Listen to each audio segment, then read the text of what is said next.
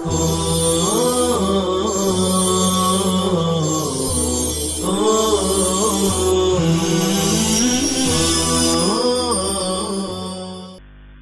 لله جل جلاله وعظم ثناؤه وتقدست أسماؤه سبحانه وبحمده، لا تحصى نعماؤه. نحمده سبحانه ونشكره ونتوب إليه ونستغفره، ونشهد أن لا إله إلا الله وحده لا شريك له، ونشهد أن سيدنا ونبينا محمدا عبد الله ورسوله المبعوث بالهدى ودين الحق، ارتفعت به أعلامه وعلى ضياؤه، صلى الله وسلم وبارك عليه وعلى آله وأزواجه وأصحابه هم بدور الدجى وثناؤه. أما بعد، فأوصيكم ونفسي بتقوى الله تعالى في السر والنجوى. يا أيها الذين آمنوا اتقوا الله حق تقاته ولا تموتن إلا وأنتم مسلمون. معاشر العباد، لقد اهتمت الشريعة الإسلامية بأفرادها اهتماما بالغا، فوضعت لهم حقوقا ولم تميز بينهم، بل أمرت بالعدل ووجهت إلى إعطاء كل ذي حق حقه. فالمجتمع المسلم كل فرد فيه جزء لا يتجزأ منه، يتمتع بكامل حقوقه التي وضعها له الإسلام. لقد ساوى الإسلام بين ذوي الاحتياجات الخاصة وبين سائر شرائح المجتمع في سائر الحقوق، ولم يميز بينهم وبين غيرهم من الناس الطبيعيين إلا بحسب ما تقتضيه تقوى الله عز وجل، حيث يقول الله تبارك وتعالى: يا أيها الناس إنا خلقناكم من ذكر وأنثى وجعلناكم شعوبا وقبائل لتعارفوا إن أكرمكم عند الله أتقاكم إن الله عليم خبير. وقد أكد النبي صلى الله عليه وسلم باعتباره مبينا لكلام الله تعالى، أكد هذا الأمر أيما تأكيد، فقال صلى الله عليه وسلم: إن الله عز وجل لا ينظر إلى صوركم وأموالكم، ولكن إنما ينظر إلى قلوبكم وأعمالكم. بل لقد جعل الشرع الحكيم لهذه الفئة العزيزة حقوقا إضافية أخرى، فرض كائنا من كان بسبب ما ألم به من نقص أو عاهة. فقال تعالى: يا أيها الذين آمنوا لا يسخر قوم من قوم عسى أن يكونوا خيرا منهم، ولا نساء من نساء عسى أن يكن خيرا منهن، ولا تلمزوا أنفسكم ولا تنابزوا بالألقاب، بئس الاسم الفسوق بعد الإيمان، ومن لم يتب فأولئك هم الظالمون. ولهذا يا عباد الله، فإننا نقول بكل فخر واعتزاز بأن الإسلام والمجتمع المسلم هو أول من اهتم بذوي الاحتياجات الخاصة، وقدم لهم خدمات إيجابية حقيقية، ورفع عن أهلهم الحرج والمشقة فيما لا طاقة لهم به، وسعى إلى تغيير الصورة الذهنية القاتمة للمجتمع تجاههم، وساوى بينهم وبين الأشخاص الطبيعيين بالحقوق والواجبات إلا ما دعت الحاجة إليه، وبين أن الإعاقة التي ألمت بهم إنما هي ابتلاء من الله تبارك وتعالى، لا نستطيع لها دفعا ولا نملك أمامها إلا الصبر والتسليم بقضاء الله وقدره.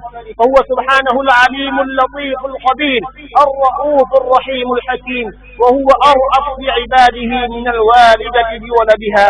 يقول صلى الله عليه وسلم: إن الله إذا أحب عبدا ابتلاه. ويقول أيضا: إن أشد الناس بلاء الأنبياء ثم الأمثل فالأمثل. نفعني الله وإياكم بالقرآن العظيم وبهدي سيد المرسلين صلى الله عليه وسلم. أقول ما تسمعون، أستغفر الله العظيم لي ولكم ولسائر المسلمين من كل ذنب وخطيئة، فاستغفروه إنه هو الغفور الرحيم.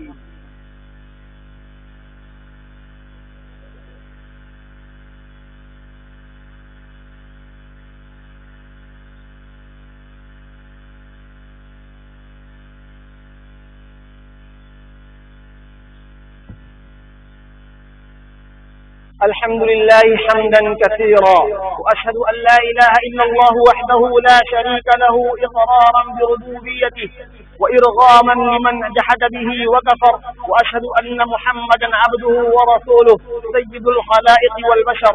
أما بعد، فيا عباد الله، إن الإسلام ينظر لذوي الاحتياجات الخاصة نظرة مختلفة تماما عن نظرة الأمم الأخرى، فهؤلاء النمط من العاجزين وأصحاب العاهات من الفقراء والمحتاجين يجب أن يلقوا من الدولة وأبناء المجتمع وذوي اليسار والغنى كل رعاية وعطف ورحمة، تحقيقا لقوله عليه الصلاة والسلام: الراحمون يرحمهم الرحمن، ارحموا من في الأرض يرحمكم من في السماء. وقوله صلى الله عليه وسلم: ترى المؤمنين في تراحمهم وتوادهم وتعاطفهم كمثل الجسد إذا اشتكى عضوا تداعى له سائر الجسد بالسهر والحمى. كما دعت الشريعة الإسلامية المعاق أن يصبر على الإعاقة التي ابتلي بها، ووعد المعاق إن هو صبر بالأجر العظيم والثواب الجزيل الذي قد يصل به إلى أن يفوز بالجنة. ومن هذا الباب قوله صلى الله عليه وسلم في الحديث القدسي الذي يرويه عن ربه تبارك وتعالى أنه قال: إذا ابتليت عبدي بحبيبتيه يعني عينيه فصبر عوضته عنهما الجنة. ويقول النبي صلى الله عليه وسلم: لكل أصحاب الإصابات والإعاقات والعاهات ما من مسلم يشاق شوكة فما فوقها إلا كتبت له بها درجة ومحيت عنه بها خطيئة.